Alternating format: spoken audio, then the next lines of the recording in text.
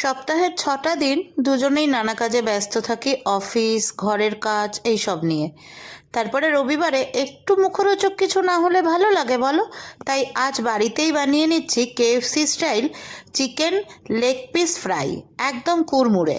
চলো, প্রথমে চিকেনের লেগ পিসগুলোকে একটু চিড়ে নিয়ে তারপরে এর মধ্যে নুন, হলুদ, লেবুর রস, একটুখানি কাশ্মীরি লঙ্কা গুঁড়ো, একটু গরম মশলা গুঁড়ো আর সব দিয়ে মাখিয়ে রেখেছি। ম্যারিনেট করে মিনিট 15 রেখেছিলাম।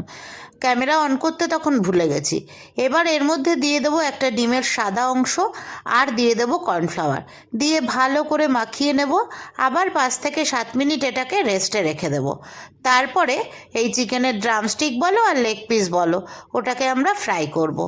দেখো, নিয়েছি ব্রেড ক্রাম্পের মধ্যে ভালো করে ডিপ করে নিয়ে ভালো করে ব্রেড ক্রাম্পটা গোটা ড্রামস্টিকটার গায়ে মাখিয়ে তেল গরম করে গরম তেলের মধ্যে ছেড়ে দিলাম।